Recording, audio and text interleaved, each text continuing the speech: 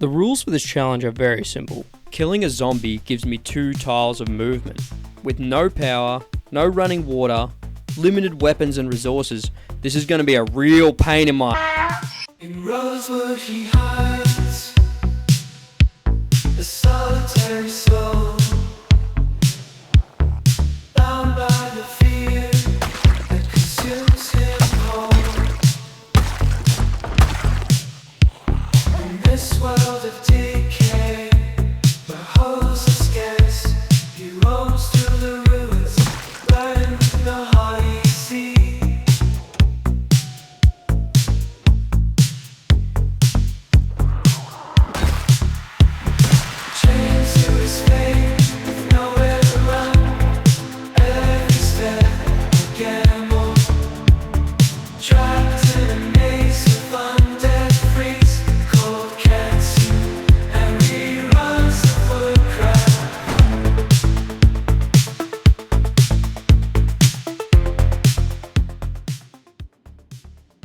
On day 1, after countless deaths in past attempts, I grabbed the starter pack.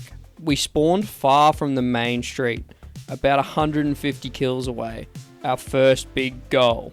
The hardest part about this challenge is getting out of your first house. You always either attract way too many zombies.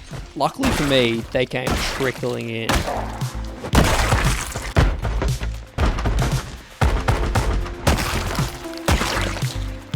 I had a pretty good run going, and then heaven beamed me down a gift, the crowbar. So of course I had to give it a stress test.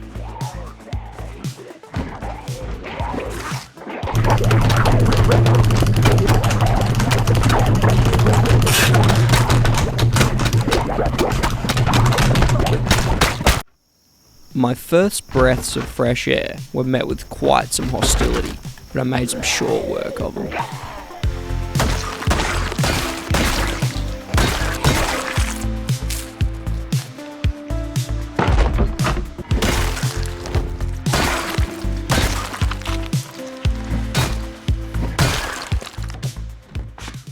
Now this is where I would run into roadblocks on my other attempts.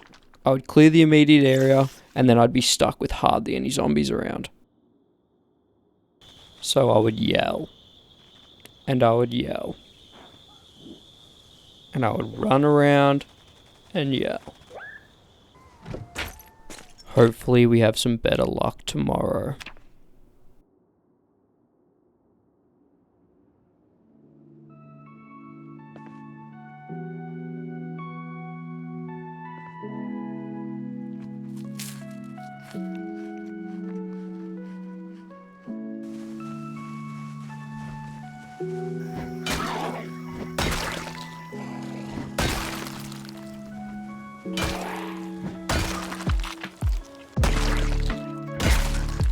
Spending all day running around and yelling at the clouds, I had gathered up enough tiles to get to the other house's kitchen, just in time as our food supplies had run dry. I treated myself to a gourmet dinner. Just as I was about to head to sleep, I found a horde across the road. If I slept, they might migrate, so I had to take care of them now.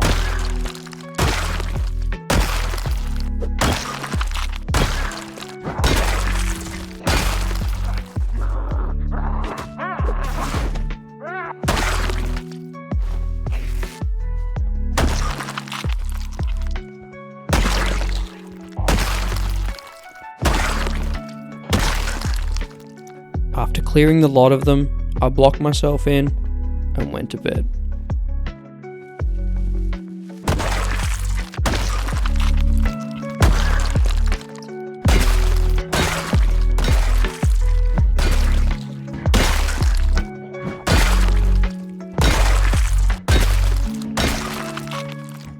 Something I've been wondering about this mod, is there any loopholes? How do cars work? Do they spend tiles to drive? Getting a car going is going to be pretty difficult without some luck. The nearest source of fuel is approximately 350 kills away from our first base, and with the 10 years later mod installed, a lot of the cars are going to be in terrible condition. With the first car being a failure, I went on to loot the next house and got so lucky. Mechanics 1, let's go.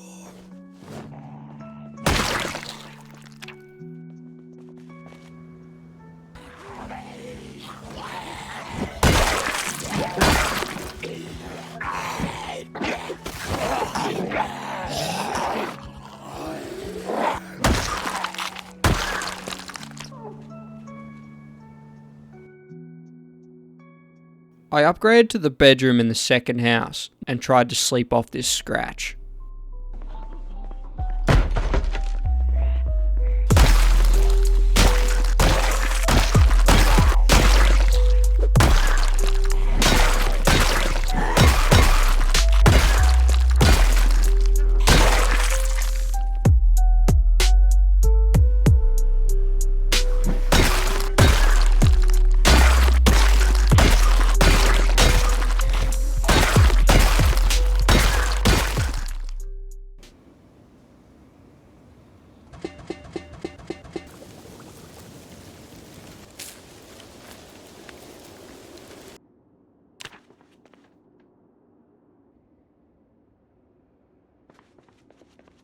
Day 4 taught me something. Don't get too comfortable. Confined spaces will get you killed, and so my solution to that was outdoor kitchen.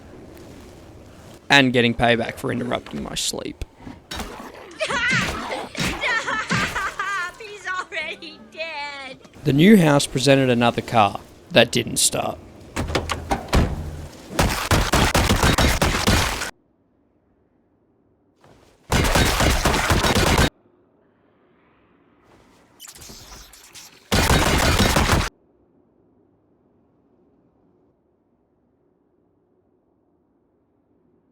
I didn't know it yet, but this stretch of road was easily the most densely zombie-filled area.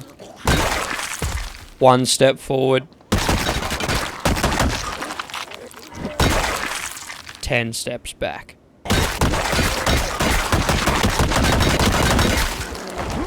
I had to play it safe. They were everywhere, even at my base.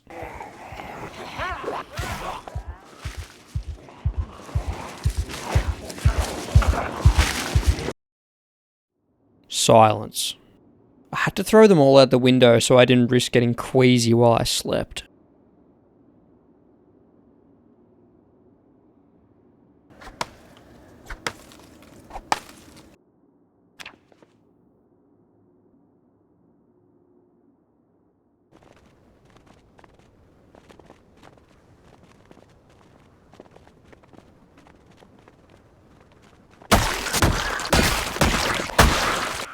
This segment here is going to be a bit of a time skip.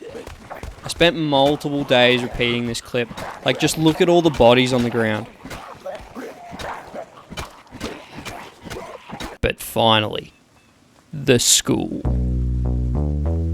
The school was going to be a treasure trove for us. It had a huge library, a massive kitchen, and a small little shed that's usually full of tools.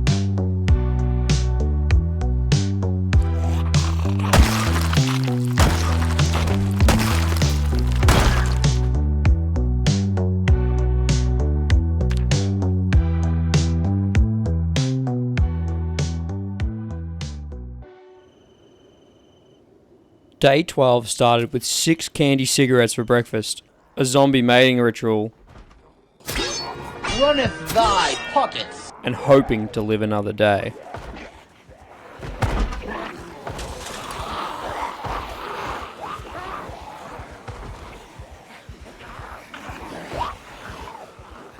The zombies poured out of every nook and cranny in the school.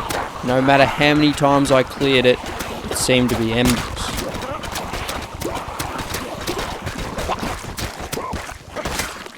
Getting to the library was super important to our progress. I had limited ways of getting XP, so I needed to make the most of it.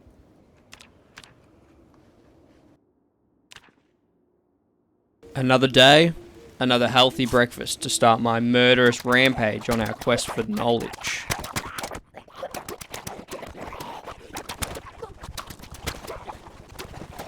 Zoinks! Zoinks! Zoinks!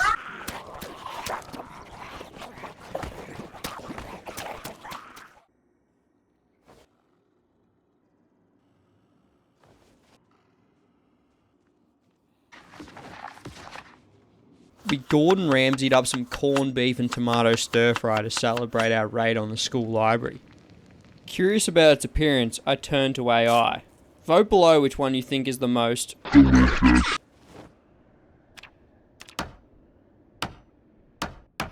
Melee weapons were rare, and with my increasing body count, they were dwindling fast. Spears and planks became my go-to. Dismantling provided carpentry XP, and scattered planks ensured backup weapons. Though spears broke easily, my skill level boosted their durability over time.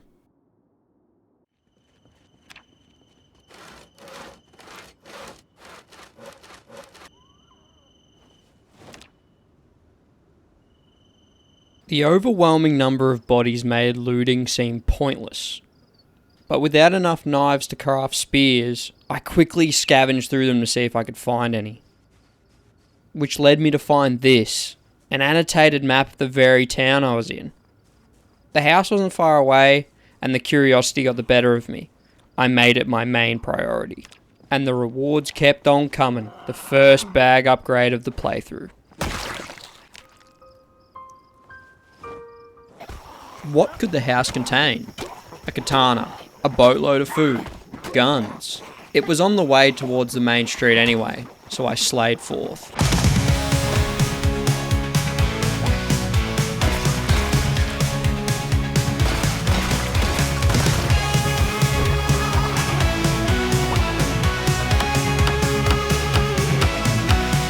In a world where zombies rule the streets, and every corner's where the undead meets, I found myself in Rosewood streets, killing zombies to these killer beats.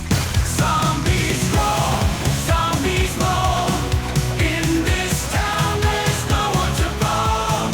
Grab your spear, forget no fear.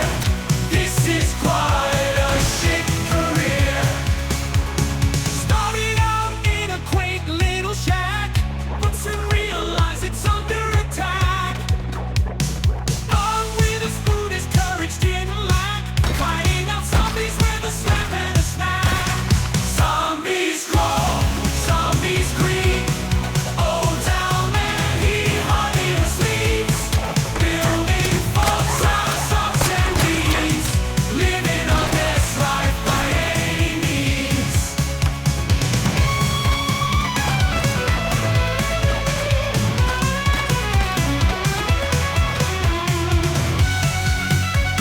Zombies crawl, zombies creep.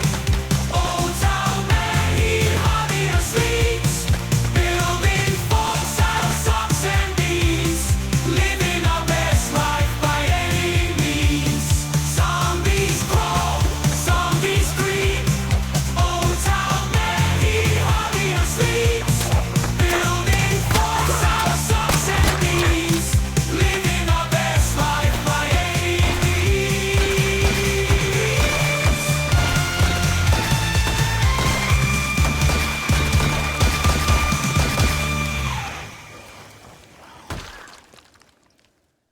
Next time on the Adventures of Tile Man, what will the house from the map contain? Will we survive the hordes of Main Street? Can we ever have a balanced breakfast? Find out next time on the Adventures of Tile Man. Hey all, if you made it this far, thanks for watching the video. I really can't wait to release part 2.